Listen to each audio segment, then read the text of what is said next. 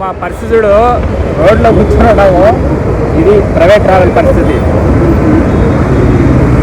आप कितना बजे तक वेट कर रहे हैं भैया?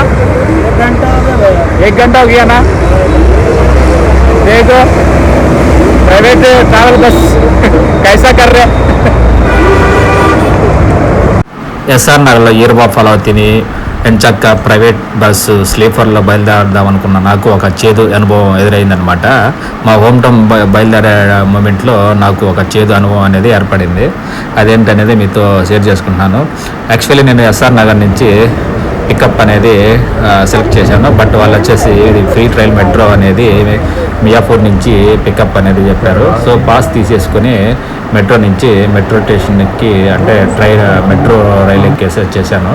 సో నేను వచ్చేసి మియాపూర్లో దిగడం జరిగింది. పిల్లర్ నెంబర్ వచ్చేసి 630 చెప్పారు. అక్కడ ఎంత అంటే వాళ్ళు ఎగ్జాక్ట్లీ మా బస్సు వచ్చేసి 8:10 నిమిషాలకి. ఇక్కడ మియాపూర్ పిల్లర్ నెంబర్ వచ్చేసి 630. అక్కడ 8-10 నిమిషాల నుంచి వెయిట్ చేస్తూ ఉన్నాము. మా పరిస్థితి ఏంటంటే ఇప్పుడు ఎగ్జాక్ట్లీ 1 గంట అయింది, 1 అవర్ అయిపోయింది.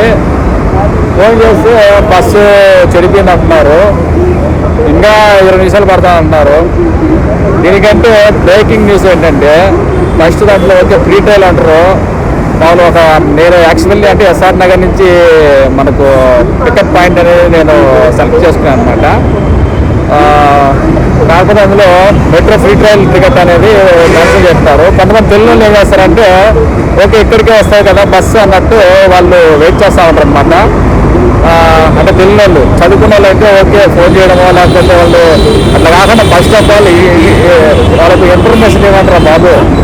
ఓకేనా, ప్రైవేట్ ట్రావెల్స్ చాలా వరకు కొన్ని బస్సులు అయితే ఎట్లా అంటే చాలా దారుణంగా ఉన్నారు. ఈ వీడియో ద్వారా నేను చెప్పదలుచుకుంది ఏంటంటే కొన్ని ప్రైవేట్ ట్రావెల్స్ బస్సులు అయితే అంటే మీరు ఇన్ఫర్మేషన్ ఇవ్వండి ప్యాసింజర్లకి ప్లీజ్. ఐ రిక్వెస్ట్ ముందుగా అంటే వాళ్ళ డెస్టినేషన్ అంటే లేట్ అవ్వచ్చు లేదా సంథింగ్ ఓకే ఇన్ కేస్ అంటే ఏదన్నా బస్సు ట్రబుల్ అయ్యింది ఏదన్నా ఇన్ఫర్మేషన్ ఇవ్వండి.